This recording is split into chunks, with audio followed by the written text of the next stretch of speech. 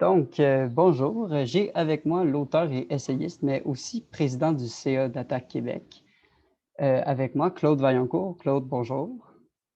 Bonjour. Je vais t'interviewer aujourd'hui dans le cadre de ta prochaine publication que tu t'as coordonnée, qui est les 20 ans de l'altermondialisme au Québec. Donc, je voulais d'abord savoir qu'est-ce qui a inspiré l'écriture de ce livre collaboratif, puis en quoi 2020, c'est le moment idéal pour la publication d'un livre sur l'altermondialisme. Ouais, ben, on trouvait que c'était le temps. On était dû pour faire une somme, là. On a aussi créé comme événement déclencheur de l'altermondialisme et on aurait pu en choisir d'autres, mais on a choisi donc le Sommet de Québec, parce que ça a vraiment coalisé les forces, altermondialistes au Québec. Ça a comme lancé le mouvement, et on disait, ben, 20 ans après, il est peut-être temps de réfléchir là-dessus. C'est très clair que le mouvement a énormément évolué. Il est plus ce qu'il était auparavant. Il y a des gens aussi qui vont dire, ben, l'altermondialisme, c'est un petit peu mort. Finalement, c'est pas quelque chose qui existe encore. Pour nous, c'est clair que ça existe encore et que ça a beaucoup d'avenir. Donc, pour nous, c'est important là, de faire cette réflexion maintenant pour faire un bilan, mais aussi pour voir un petit peu l'avenir. Alors, c'est un peu l'objectif de ce livre-là. Ben justement, selon toi, ce serait quoi les points marquants? Qu'est-ce qu'il y a à retenir depuis 20 ans sur le mouvement altermondialisme québécois?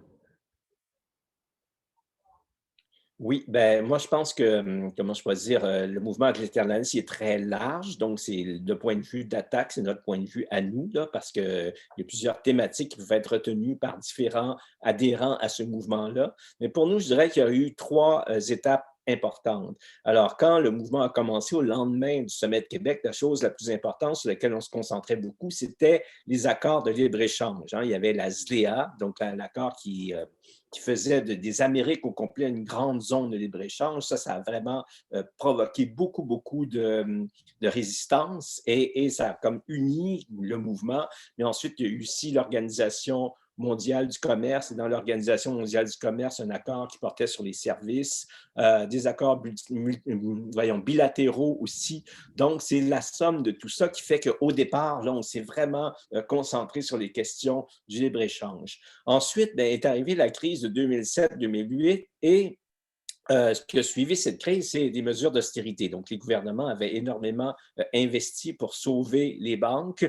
Et là, on se retrouvait dans une situation où il y a de crise financière permanente. Donc, on manquait d'argent. Et là, ce qui est arrivé à ce moment-là, on s'est dit, c'est important d'aller chercher l'argent pour justement pouvoir continuer à exister en tant qu'État. Et c'est là que la question des paradis fiscaux est devenue une question fondamentale. D'autant plus qu'il y a eu des fuites extrêmement importantes, les Panama Papers, entre autres, mais il y en a eu d'autres, hein, qui nous a permis de documenter ce phénomène-là, de voir à quel point c'est un phénomène important, de voir à quel point aussi les paradis fiscaux étaient utilisés par toutes sortes de personnes. Donc, ça a vraiment soulevé l'indignation et c'est beaucoup vers ça qu'on s'est orienté. Et je dirais que les dernières années, bien là, on a pris une orientation vers l'environnement. La question du réchauffement climatique, c'est devenu quelque chose de très dérangeant, qui a commencé à inquiéter beaucoup les gens. Alors, on s'est dit, le mouvement intermondial s'est vraiment orienté là-dessus et en a fait la priorité. Ceci dit, ce qui est important de mentionner, que ces 3 trucs-là ont toujours existé de manière parallèle, hein. Ils ont toujours existé en même temps,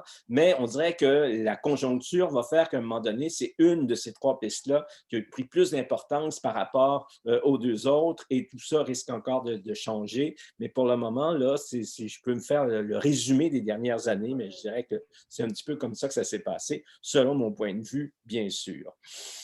Oui, ben, il y a plusieurs éléments dans ta réponse, hein. Il y a du néolibéralisme, il y a de l'évasion fiscale. Mais il y avait un élément au début là, qui m'intéresse pour ma prochaine question, c'est la question des mouvements parallèles, hein. Mais qu'est-ce que ça veut dire l'altermondialisme pour des mouvements comme celui de l'émancipation des LGBTQ+, ou par exemple celui des Black Lives Matter? Est-ce qu'ils sont reliés au mouvement altermondialisme ou ils sont très éloignés et sans vraiment aucun rapport? Moi, je trouve qu'ils font partie intégrante du mouvement altermondialiste. On a souvent défini le mouvement altermondialiste comme le mouvement des mouvements, hein. Moi, j'aime bien ça, c'est-à-dire qu'à l'intérieur du mouvement altermondialiste, il y a des tendances extrêmement diverses. Et c'est comme si dans le mouvement altermondialiste, on disait la chose suivante, hein, les individus, on ne peut pas tout faire, donc on va s'occuper d'un champ particulier et on va devenir des compagnons de route des autres, hein. Alors, c'est clair que dans Attaque, on n'a pas fait de ces questions-là une question prioritaire, mais on a toujours accompagné, approuvé, soutenu les gens qui travaillent sur ces questions-là. Maintenant, c'est évident que dans ces dernières années, c'est devenu peut-être plus important qu'auparavant, qu'au moment où on a commencé, c'est devenu même majeur. Il y a des questions aussi de conjoncture, hein, la question du racisme, Black Lives Matter, justement, c'est né de l'assassinat par la police quand même de citoyens américains, afro-américains. Donc, ça a soulevé une indignation pardon, qui est parfaitement compréhensible et qui permet quand même, malheureusement, c'est triste que ça soit à la suite d'événements si graves, mais qui permet quand même à cette cause-là de devenir extrêmement importante et de faire certaines avancées. Bon, les avancées ne sont jamais aussi grandes que celles qu'on voudrait avoir, mais quand même, on peut dire qu'il y a des avancées quand même significatives là-dessus. Et c'est très clair qu'au sein du mouvement altermondialiste, même si Attaque est beaucoup plus porté sur des questions économiques, eh bien, c'est quelque chose qu'on soutient, mais totalement, mais sans aucune réserve. Et on est très, très content de toutes les avancées. Et d'ailleurs, tout ça, c'est relié, hein, puisque nous, si on parle de distribution de la richesse, de justice sociale, eh bien, évidemment, le mouvement antiraciste va profiter énormément de ça aussi. Comme nous, on profite, disons, de ces avancées de ce mouvement-là pour arriver pour notre idéal aussi de justice sociale. Donc, ces questions-là sont profondément reliées. Je dirais même d'une certaine manière qu'elles sont indissociables. Ce n'est pas possible pour tous les militants de tout faire à la fois, hein, ça, c'est sûr. Non, c'est sûr qu'il faut choisir ses batailles puis choisir son temps là, en tant que militant. Mais on vient de sortir en fait du Forum social mondial, mais qui a été quand même un succès malgré les conditions. Mais de l'autre côté de la patinoire, si je peux dire, il y avait aussi la conférence de Davos, hein, faut se le rappeler. Puis il y avait le fondateur de cette conférence-là, Klaus Schwab, qui annonce tout de suite la fin du néolibéralisme, hein, qui prend la crise du coronavirus comme une réorientation de cette sphère d'idées-là. Puis comment penses-tu de ton côté que le mouvement altermondialiste puis la gauche, elle devrait réagir face à cette réorientation, mais aussi face à la crise? Oui, c'est une question très pertinente. Moi, je suis Schwab quand même depuis des années et j'avoue que je ne m'attendais pas du tout de ça de lui, hein. Première raison, parce que d'abord, le terme néolibéralisme n'a jamais été utilisé, en tout cas pendant de très, très longues années au Forum social de Davos. Quelque chose qui n'existait pas. On ne craignait pas d'utiliser le mot capitalisme, mais le mot néolibéralisme, là, ça ne rentrait pas dans le vocabulaire. Là, de dire en plus, donc reconnaître l'existence de ce mot-là, puis de dire en plus de ça que c'est un phénomène dépassé, c'est quand même extrêmement surprenant. Maintenant, est-ce qu'on va devenir des alliés de Schwab? Je ne pense pas du tout, hein. Alors, pour des raisons qui sont très évidentes, d'une part, il ne parle pas du tout de renoncer au Forum économique de Davos, hein, qui est un forum qui reste profondément élitiste. Alors, si la remise en cause néolibéraliste se fait d'une manière en rassemblant encore une fois l'élite, on ne peut vraiment pas faire confiance à ça. Et ensuite, ben, les réformes que propose Schwab sont intéressantes, mais ne vont pas aussi loin que ce que nous proposons et on voudrait surtout qu'elles soient faites par d'autres personnes que cette élite, hein, qui a fait tellement d'erreurs, mais qui commence à les reconnaître. En fait, cette déclaration n'est peut-être pas aussi surprenante qu'on pourrait le penser parce que ça fait depuis des années, hein, que d'un forum économique à l'autre, oui, on ne cesse de répéter que les inégalités sociales sont en croissance d'une année à l'autre, c'est toujours plus grand, hein. Alors, il est temps que quand même qu'on reconnaisse ce phénomène-là. Ça a pris beaucoup de temps. Et là, quand même, le fait qu'on se dise, oui, il faudrait peut-être prendre des solutions par rapport à ça, c'est quand même assez intéressant.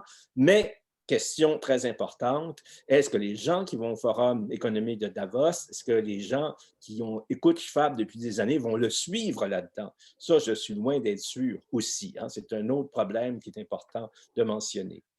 Oui, tu as totalement raison. Je pense que les inégalités deviennent un sujet de plus en plus grand public, hein. Je pense qu'il y a même des auteurs comme Piketty, là, qui sont pas du tout très à gauche, mais qui soulèvent le problème, puis une certaine inquiétude, même d'un côté capitaliste.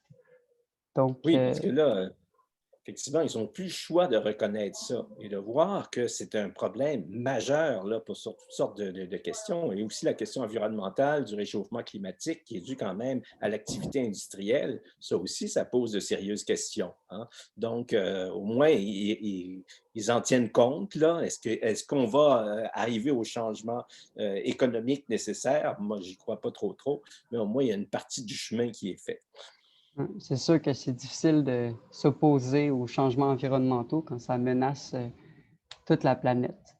Pour Oui, ma voilà. dernière question, en fait, j'aimerais ça m'encastrer vraiment dans l'actualité, puis on en parle et on en reparle, mais c'est important. La crise du coronavirus, elle a mis en évidence hein, les dangers, comme tu le dis, du capitalisme puis de la mondialisation comme on la connaît, mais est-ce que selon toi, elle constitue un moment idéal ou d'opportunité pour le mouvement altermondialiste de faire une poussée dans le grand débat public, justement? Oui, ben ça, c'est très difficile de le savoir pour le moment. Alors, ça peut être, comment je pourrais dire? C'est à double tranchant tout ça. Alors, le côté négatif et ce qu'on craint beaucoup, c'est que, cette crise économique cette crise pandémique, si vous voulez, ça crée, un problème d'endettement des États. Ça coûte très, très cher actuellement et on a peur qu'on arrive à un nouveau cycle d'austérité et c'est ça qui peut arriver et s'il y a un nouveau cycle d'austérité, ça va être catastrophique, hein. D'ailleurs, si cette crise a eu la dimension qu'elle a eue, c'est en grande partie parce qu'on a négligé les systèmes de santé. Et ça, dans tous les pays, on le voit actuellement, hein, et on les a abandonnés, on les laissait à eux-mêmes. Et quand il arrive une crise, on n'est pas prêt. Je pense qu'il y a beaucoup de gens qui sont prêts à reconnaître ça. Donc ça, c'est disons, le côté négatif. On va avoir une dure période au niveau de l'économie et qu'est-ce que vont faire les gouvernements? Mais s'ils vont vers de nouvelles mesures d'austérité, on va passer un mauvais quart d'heure. Maintenant, il y a cette reconnaissance quand même des causes du coronavirus, des causes de la crise, hein. On n'a pas le choix. Oui, regardez, on n'était pas prêt parce que on a justement subi pendant des années des mesures d'austérité. Donc là, on espère qu'effectivement, ce sera une opportunité d'abord d'aller chercher des revenus supplémentaires, ça c'est fondamental, chez les gens qui ont de l'argent. Et on sait que ce n'est pas l'argent qui manque, même en ces temps de crise, hein, qu'il y en a qui ont fait des fortunes même pendant cette crise. D'une part, il y a ça. Ensuite, il y a le facteur écologique, environnemental. Bien là, c'est le temps de faire une transition juste, hein. Je pense qu'on peut y arriver. C'est le bon moment pour le faire. La population est prête pour ça. En d'autres mots, c'est une belle opportunité, effectivement, pour le mouvement altermondialiste, parce que là, nos propositions hein, auxquelles on faisait sourde oreille pendant si longtemps, on disait, voyons donc, ces propositions, c'est correct, mais c'est pas réaliste. Mais là, elles sont réalistes. Elles doivent se faire. C'est le temps d'y faire. C'est le temps d'aller très loin là-dedans. Donc, pour nous, oui, c'est une bonne occasion. Mais maintenant, avec les gouvernements qu'on a, est-ce qu'on va y arriver? Évidemment, on est très sceptique. Il va falloir encore une fois des pressions très, très fortes de la population. Il va falloir aussi qu'on reconnaisse hein, que finalement, on ne peut pas continuer comme avant. C'est absolument impossible. Ça demande des changements majeurs dans l'économie, des changements qu'on réclame, nous, depuis des années et des années et des années. Bon, ben, je te remercie, hein, Claude, pour tes réponses éclairantes. Bien, Euh, on, es- merci. on attend avec grande impatience hein, la publication du livre, puis on espère que les conditions sanitaires vont permettre de nous rassembler hein, pour célébrer la sortie de ce livre-là. Je te remercie encore une fois au nom d'Attaque, C'est moi qui te remercie. au nom du Oui, mouvement altermondialiste, mais je veux dire au nom de tout le monde aussi. Donc, merci. ben, merci à toi aussi.